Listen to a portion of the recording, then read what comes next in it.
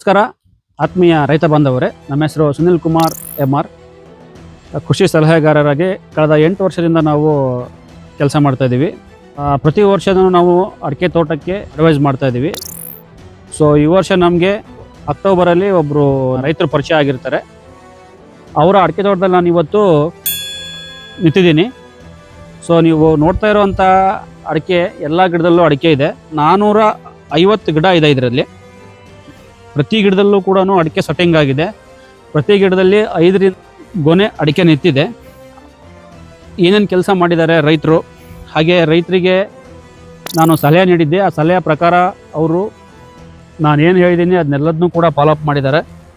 So ಇದಕ್ಕೆ ಮೊದಲು ಕೆಲಸ ಏನಾಗಿದೆ ಅಂತಂದರೆ, ಕೊಟ್ಟಿಗೆ ಗೊಬ್ಬರವನ್ನು ರೈತರು ಮೊದಲು ಹಾಕಿದರು. ಜೊತೆಗೆ ಇದಕ್ಕೆ ನಾನು ಕಿರಣ್ ಸ್ಪ್ರೇನ 3 ಬಾರಿ ನಾನು ಮಾಡಿಸಿದ್ದೀನಿ. ಇದ್ರ ಜೊತೆಗೆ 2 ಬಾರಿ ಡ್ರಂಚಿಂಗ್ ಆಗಿದೆ. ಅಂದರೆ ಪ್ರತಿ ಗಿಡಕ್ಕೆ 1 ಲೀಟ್ರ್ನಂತೆ ಕೆಲವೊಂದು ನ್ಯೂಟ್ರಿಷನ್ಸನ್ನು ನಾನೆಲ್ಲ ಕೊಟ್ಟಿದ್ದೆ, ಅದನ್ನು ಕೂಡ ಅಪ್ಲೈ ಮಾಡಿದ್ದಾರೆ.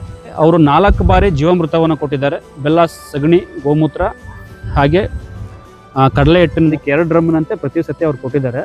ಸೊ ಹಾಗೆ ಅವರು ನೆಕ್ಸ್ಟು 2 ಬಾರಿ ಮಣ್ಣು ಟೆಸ್ಟ್ ಆಧಾರಿತವಾಗಿ ನಾನು ಒಂದು ಗೊಬ್ಬರ ರೆಕಮೆಂಡ್ ಮಾಡಿದ್ದೆ. ಪೊಟ್ಯಾಶು, ಅಮೋನಿಯಂ ಸಲ್ಫೇಟು, ಜೊತೆಗೆ ರಾಕ್ ಫಾಸ್ಫೇಟು, ಹಾಗೆ ಮೈಕ್ರೋ ನ್ಯೂಟ್ರೆಂಟನ್ನು ಕೂಡ ಅವರು ಅಪ್ಲೈ ಮಾಡಿದರು.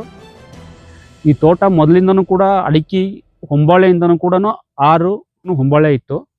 ಸೊ ಇದರಲ್ಲಿ ಮಿನಿಮಮ್ ಅಂದರೂ 5 ಗೊನೆಗಳು ಗಿಡದಲ್ಲೂ ಇದ್ದಾವೆ. ಒಂದು ಗಿಡದಲ್ಲಿ ಮಿನಿಮಮ್ ಅಂದರೂ 24 kgವರೆಗೂ ಅಡಿಕೆ ಇದೆ.